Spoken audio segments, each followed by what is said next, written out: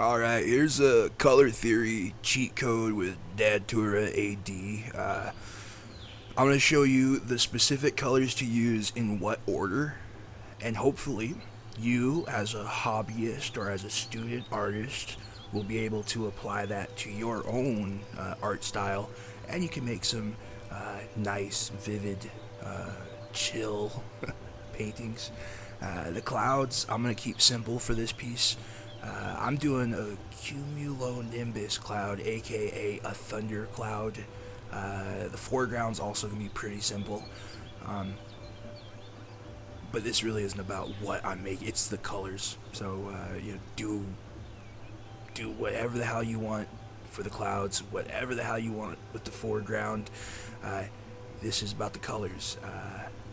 It took me forever to learn how to do it. But this is a process that works for me, has been working for me, and I hope it works for you. Lastly, the base coat that I use for this piece was a neon orange. I didn't film that, but yeah, start with the neon orange, and then we'll build up from there. Other than that, here's a pre-recorded rundown of the paint that I use, and then we'll get started. Let's start with the colors that we'll be using. First things first, I don't use white acrylic paint. I use white gesso. It's cheaper. They come in big old tubs, and you can use it in place of acrylic paint, and it's also gesso. Highly recommend gesso.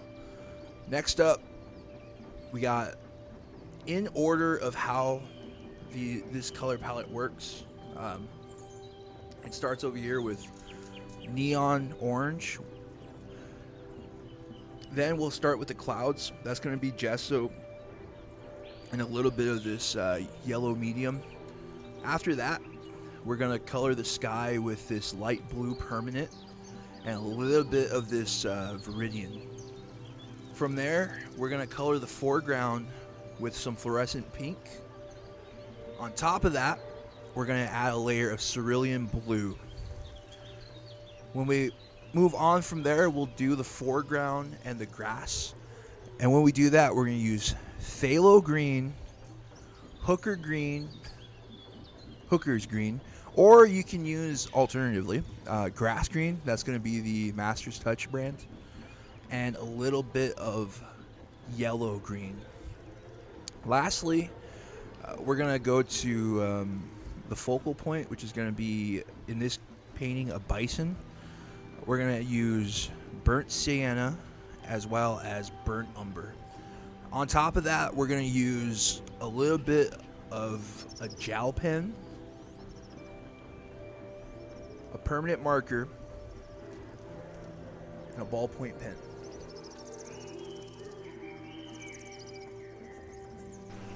Alright, so we're going to start off by painting our clouds first with acrylic gesso. I'm also going to use a mixture of yellow medium and acrylic gesso to add a little more of a glow to this cloud. I didn't record it, but I also used a hairdryer to dry this cloud first. And why we're doing the cloud first, you'll see in a moment or two. After we make the basic shape of this cloud, we're going to paint the foreground fluorescent pink, which again, we'll see why in a moment. But there's a reason why we do all of this. We do this fluorescent orange because it's going to interact with the blues, and it's going to shine through in the clouds and even in the blue. Same with the pink that we're going to put in the foreground. Like, that's going to work really well to add depth, or I should say to hint at depth. We don't even have to make depth, we just have to hint at depth, and that'll trick our brains. But now we're going to start with the sky. We did light blue and a little bit of viridian, but you can use whatever blue you want. Dealer choice on that. Now this is important. when you paint your cloud, don't let the paint dry. All right, don't let the paint dry. Use a bigger brush. Paint over the cloud, but don't let it dry. Work fast. All right, you're not gonna have much time. Hit up some reference photos. Try to find out where on the cloud the highlights are going to be, and that's the part you're going to saturate with the water and your brush. And then once you find out where those highlights are going to be, you're going to grab a paper towel and you're going to peel off that paint, and it's going to make this great chill as hell cloud. And now you can see that yellow we put down originally, mixing with the blue. There's some hints of orange in the blue and in the clouds. It's a solid technique. And right here we're doing cerulean blue. Important is that you don't cover everything with the blue. You dilute it and let some of that pink shine through, especially in the horizon. Because that pink is going to add so much depth without you having to do anything. It's a solid it's a solid cheat code. Use it. All right, now we're gonna cover this up in cerulean. Then it's gonna be green. That's phthalo green up there. Then we're gonna use hooker's green in the middle, and then we're gonna do phthalo green. Phthalo's dark. Hooker's green's lighter, a little bit more red tinged.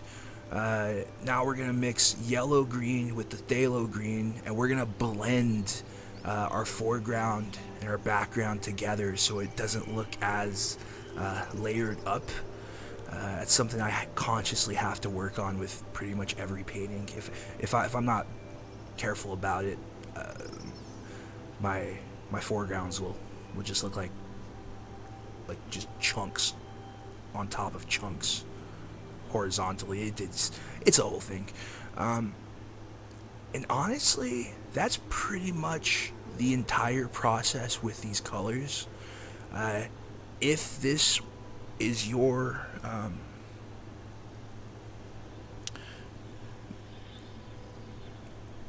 you make whatever the hell you want in this section. All right, this isn't a Bob Ross style tutorial.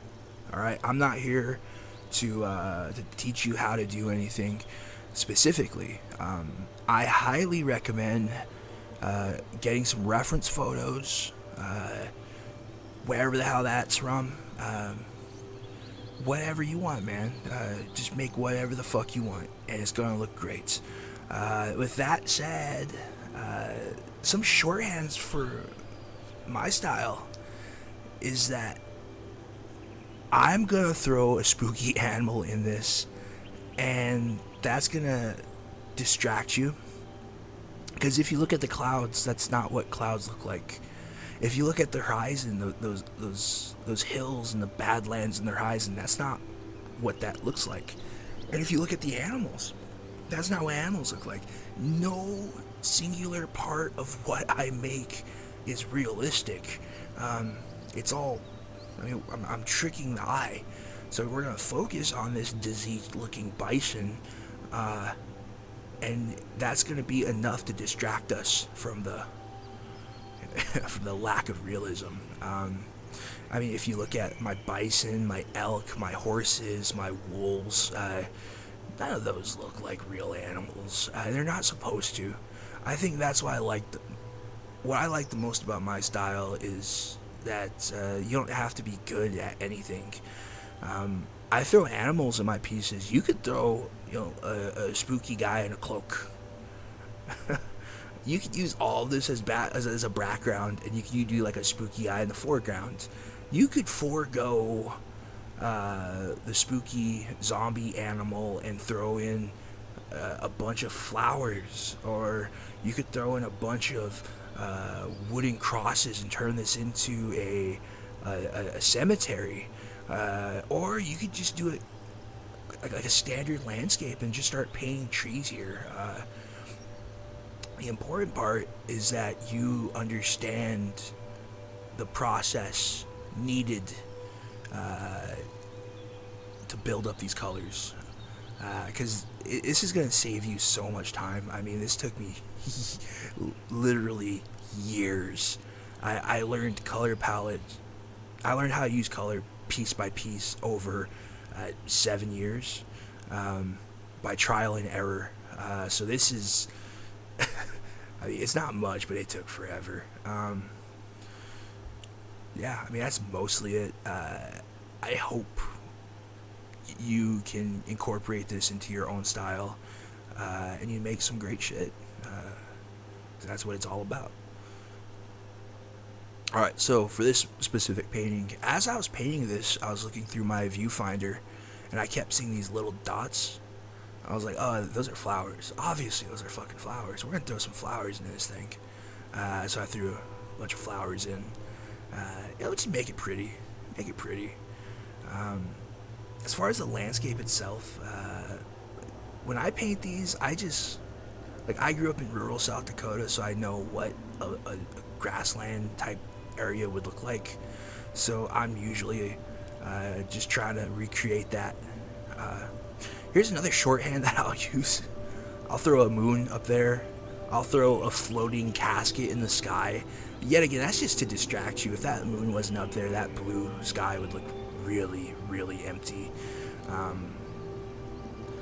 Yeah, obviously you gotta throw some butterfly, moth dudes on your zombie animal.